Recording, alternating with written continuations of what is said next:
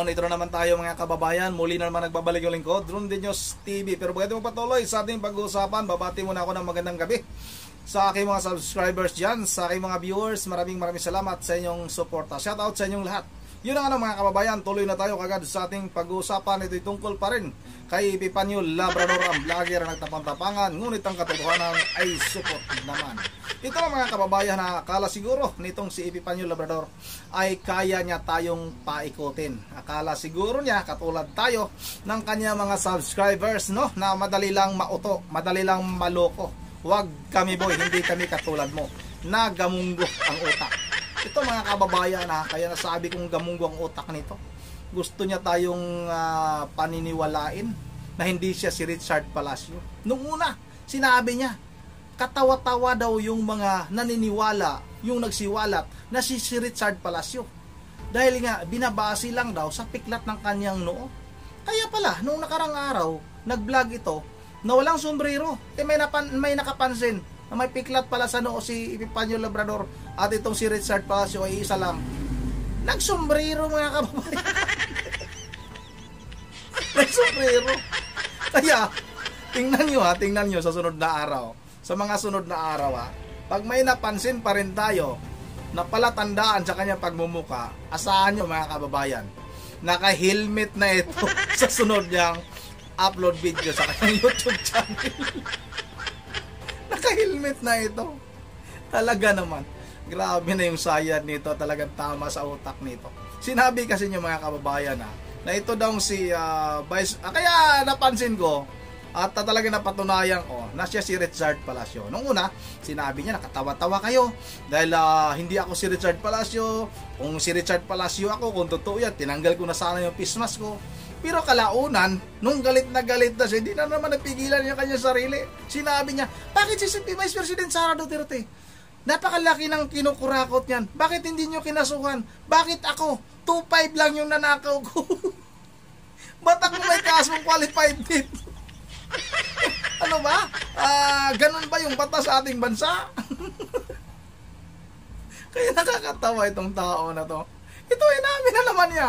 Pangalawang pagkakataon mga kababayan, napulilyaso itong si Richard Palacio. Siya na mismo ang nagsabi, inamin niya, hindi niya namalayan na kinagat na pala niya yung pain. Inamin niya na siya si Richard Palacio. Talaga naman kami Richard Palacio o Epifanio Labrador. Hindi mo kami kayang utuin. Hindi mo kami kayang lokohin.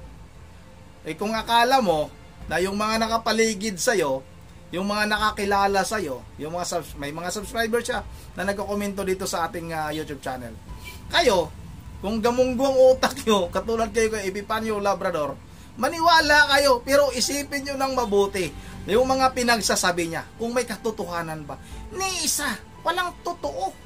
Walang totoo mga kababayan. Dahil lang sa talagang nainggit ba siya, ay gusto niya sirain, may nagbayad ba sa kanya, may talagang nasa likod ba niya na politiko, dahil si Congressman Marcolita ay talagang sinisiraan niya, at yung sino-sino pa sila, Senador Bato de la Rosa, nabanggit na, sila Vice President Sara Duterte, sino ba ang nasa likod na politiko nitong si Epifanio Labrador? Dapat isama itong kung sino man yung nasa likod na politiko nito. Dapat itong dalawa na ito, isama ito sa mental hospital, itong dalawa na ito. Dahil naniniwala ako na parehas ito ng mga bangag. Gumagamit ito ng ipinagbabawal na utot ng demonyo. Yun na nga mga kababayan, huwag na natin itong patagalin. Sabay-sabay na natin itong panoorin. Ito na. Gunggong talaga. Kaya mga kababayan ko, sa totoo lang natatawat na aawa na lamang po ako dito po sa iglesia ng Diablo. Ano ka nga makatawad? Pero ganun pa man, ano yun? Hindi ko po hahayaan hanggat tayo po nandito, patuloy tayong magbubunyag ng mga kawalangyaan. Alam mo, sa totoo lang, itong eleksyon na to na parating, sigurado po yan. Isa sa reliyon na talagang kumikita tuwing eleksyon ng bilyon-bilyon ay itong iglesia ng Diablo. Limpak-limpak na pera na naman ang matatanggap yan. At hindi lang yun, pag nanalo pa yung politikong binoto nila, sigurado na na marami na naman silang makukuhang pabor. Marami na naman silang hihingiin na pabor na kung saan halos mga iglesia ni Kristo na lang ang nakalagay sa mga magagandang posisyon ng ating gobyerno. 'Di ba? Pagmasdan ninyo, magmasid kayo. Halos balita ko nga halos yung mga proyekto din na iba. Halos sa iglesia ni Manalo na pupunta sa mga membro nito. Oy, nandun kay Sandy ko. Hindi nga sila, sabihin na natin, hindi nga sila humingi ng pera. Pero ang daming hinihinging pabor na kung saan pera pa din ang kalalabasan. Kasi, biro mo ba naman, pag nanalo yung politiko, sasabihin nung pinuno nung iglesia ni Diablo, ito, ang gusto kong na baka pwede ang maging regional director, baka pwede ang maging provincial director, o baka pwede ang maging ganito sa opisina, etc. ay iglesia, mga membro namin. Siyempre, bilang utang na loob ng isang politiko, gagawin niya yun. Kasi natatakot siya na baka hindi na siya tulungan ng iglesia ni Manalo. 'Di ba? Pero ang nakakalungkot lang nito, mga minamahal ko mga kababayan, alam nyo, kaya nga po sumasama ang ating bansa. Dahil nga po sa reliyon na to. Biro mo mga minamahal ko mga kababayan, bakit to? Halos lahat po ng mga politiko na sinusuportahan po ng iglesia ng Diablo ni Manalo, lahat po mga magnanakaw katulad nila. Lahat po mga mandarambong. Lahat po mga tulisan. Ikaw yung magnanakaw. Napansin nyo? Ulitin ko paano ko nasabi? May pweba po tayo. Baka magalit na naman yung mga iglesia ng Diablo dyan. ERAP. Sino ang nag-endorso? Sino ang nagsikap na Manalo ito? 'Di ba ang iglesia ni Manalo na kulto? 'Di ba? O anong nangyari? Na-impeach kasi magnanakaw. Na-impeach, hindi naman na-impeach. Sino pa? Si Gloria Macapagal Demonyo, yung si Raulong Unano na dating presidente natin. Na kung sa kademonyo ay talagang masasabi mong napakademonyo ng diputang dating presidente na to. 'Di ba? Tingnan nyo yung nangyari. Sinuportahan din niya si Digongyo. Yung si Raulong matanda na malapit ng permahan ng bulate, yung mga diputang yan. Baka mas mauna ka pa. Diba? Mga minamahal ko mga kababayan, huwag natin hayaan na kontrolin tayo ng isang reliyon. Darating ang panahon na mga membro ng Iglesia ni Manalo ay tatakbo ng politika. Marami na at po. Dahil ganun na yung kanilang estilo, darating ang panahon na halos lahat ng mga leader ng ating bansa ay mga membro ng iglesia ng Diablo, na kung saan kukontrolin ng isang reliyon, na kung saan paghaharian ng isang reliyon, na kung saan lahat tayo ay mapapasailalim sa kanilang kapangyarihan, na kung saan magiging sunod-sunuran na lamang sa isang reliyon, na kung saan iisang tao ang nagdidikta. Biro nyo, mga minamahal kong mga kababayan, nalaman ko, si Marculeta pala, yan pala ay kumikilos, hindi ayon sa kanya. Kumikilos yung hayop na yan, yung diputang malaking mata na yan, nang ayon sa inuutos sa kanya ng iglesia ng Diablo. Kaya kawawa tayong mga Pilipino pag nangyari yun. Diba? Papayag ba kayo? Kaya nga sabi ko nga, kung tatanungin ninyo, mas mabuti pang gayahin na lang ng Katoliko yung ginagawa ng iglesia ng Diablo, na kung sino yung nagugustuhan ng leader, yun yung iboto ng lahat. Kasi dyan sila mas dyan sila kumikita, dyan sila dyan sila nagiging malakas Kasi kung tutuusin, sa 100%, 1% lang ang dami ng iglesia ng Diablo sa 99% na dami ng Katoliko. Kaya kung ang mga kaparian, ang mga membro ng mga Katoliko at iba pang mga reliyon, kapag nalaman ninyong yung politikong yan, ang sinusuportahan nila, ibig sabihin magnanakaw yan, mandarambong yan. Sino ba sumuporta kay tingnan nyo, sinusuportahan ng iglesia ni Manalo si Sara kasi mandarambong. Diba? Ako gusto nila akong patayin, gusto nila akong tirahin. Sinasabi nila na wala daw piyansa yung akin dahil may qualified tip daw ako na kaso. Putang ina ninyo. Inami na naman. Si Sara na bilyon-bilyon ang ninanakaw. Hindi nga kayo pumalag ng ganun. Excuse me. Hindi nyo nga pinost sa Facebook. Syempre hindi na tayo magtataka. Mahirap lang tayo Mahirap lang tayo. Syempre, para sa akin, siguro, kaya hindi rin pumapalag ang iglesia ni Manalo na Diablo, kay Sara, sa ginagawa niyang pagnanakaw sa taong bayan, alam na natin. Marami sa mga iglesia, na membro ng iglesia ni Diablo, ang nabigyan kasi ng posisyon ni Sara Duterte sa ating gobyerno. Dito na lang muna. Yan ang mga kababayan, hanggang dito na lang muna. Medyo mahaba pa ito, na pinutol ko na lang. Dahil nga sa sinabi niya na, sa akin, kakasuhan nila ako ng mayroon daw, may kaso akong qualified debt, pero maliit lang daw yung kanyang ninakaw. Diba napakatanga? Sobrang tanga ng tao na ito. Todo tanggi siya na si Richard Palacio. Tanggi siya ng tanggi kung anong ginagawa niya, pagtatanggi, kung anong pagmumura niya, pananakot niya, para hindi talaga ma-reveal na siya si Richard Palacio. Pero kalaunan mga kababayan, ito inamin na naman niya. Dahil kay Sara Duterte. Si Sara Duterte daw, bilyon yung ninakaw. Saan naman yung ninakaw ninyo? Kung ano-anong kwentong pagong ang nililikha ng kanyang isipan nito mga kababayan. Guni-guni. Dahil nga sa paggamit niya na pinagbabawal na gamot, kaya may mga guni-guni na pumapasok sa kanyang utak. Mahirap kasi yun. Yung mga tamang hinala, dahil nga nasubrahan ka na, ang mahirap nito mga kababayan pag mag-overdose ito.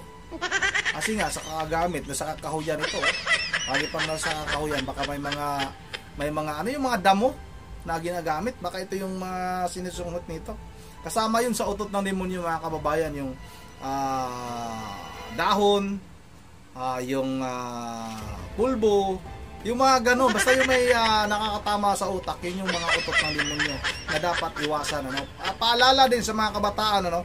Huwag nyo po itong gayahin itong tao na ito. Iwasan nyo itong mapanood dahil wala po itong maidudulot o wala man lang maibigay sa inyo na magandang halimbawa.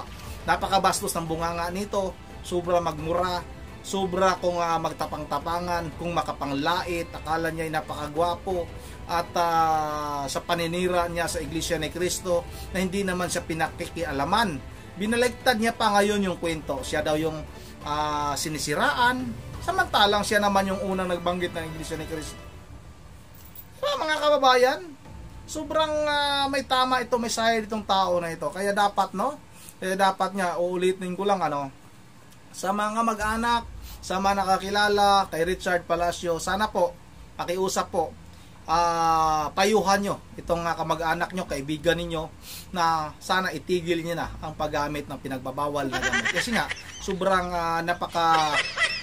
lala na po ng kanyang sitwasyon. Kung ano-ano na lang po yung kanyang mga pinagsasabi, na wala na po sa tamang hulog po mga kababayan.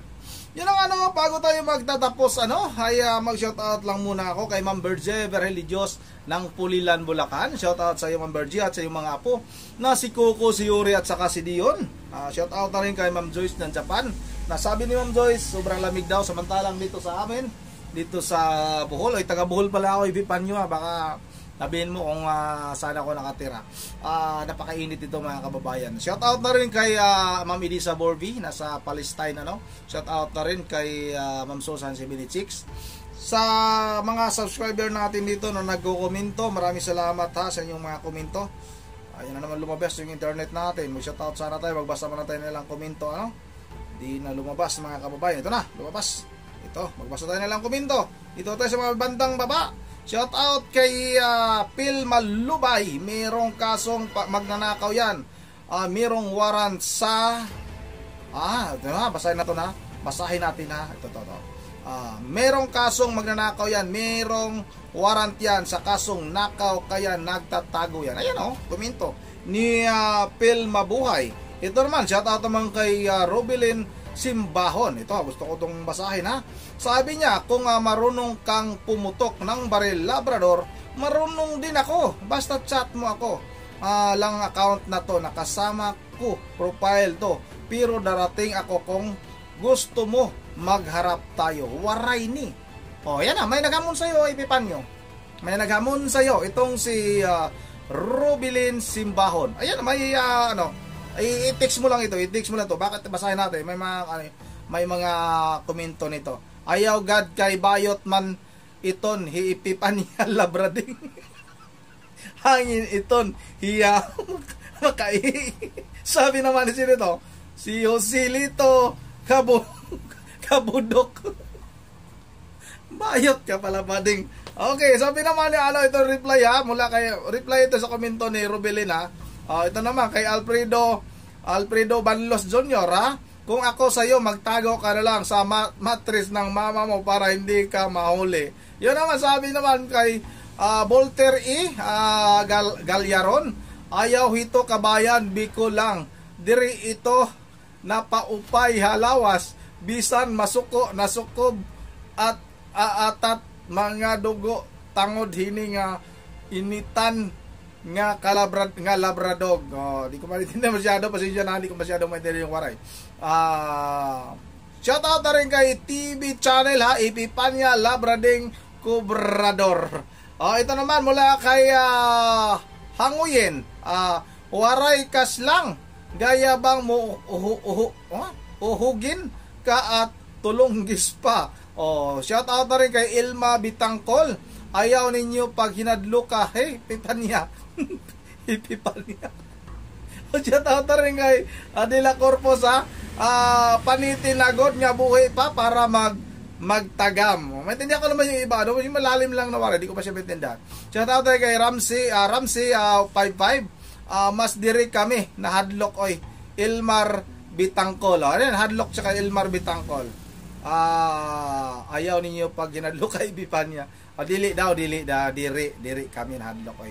Sabi naman ni Ramses, Ipipanya Robelin Simbahon, aroy kay it nga waray, nga ni waray hadlok, proud nga ni ako imo it nga tao, hipi mayda nga ni maruksot it iya karakter ay salat iton it iya kakayanan lang kababaw kay ambot ya kakalabasan karawod lang it aya kaparay yawan. Di ko masyado maintindihan pero naintindihan ko naman yung iba. Maraming salamat sa mga waray natin dyan. Oy, shout out pala sa ibigan kong waray si Abay Nasaan ba to si Abay? Ano pangalan ng Abay ko? Nakalimutan ko na kaibigan ko dyan sa Maynila. Ano ba pangalan no? Si Ruli? Hindi. Ronel para Ronel. Shout out na rin kay John Latagan Ang yabang mo kapatid, bawas-bawasan mo kapatid, baka matisod ka, isipin mo 214 Iglesia ni Manalo ka. Shout out na rin kay Jewel Mabansag, ayaw na pagyod ka bayot ti Labrador nga ayam. Yun ang dito lang muna mahaba yung maraming komento. Maraming salamat pala sa mga nagko-komento Binabasa ko ang inyong lahat ng komento. Hindi ko man nare-replyan pero binabasa ko po ito. Nakakatuwa po na makita yung inyong mga komento tungkol kay Ipipanya Labrading.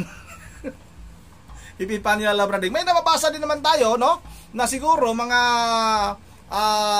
subscriber ni Ipipanya Labrading, sabi ng ibang waray dyan, Ipipanya Labrading daw, nagko-komento sila. Maraming salamat, At sana i-komento niyo rin kay Ipipanya Labrador na sana itigil niyo na ang paggamit ng pinagbabawal na gamot dahil nga talagang masisira po ang kanyang kinabukasan. Yun ang dito lang muna. Once again, this is Rundi TV mo. Ingat na lahat. God bless po at isa sa atin.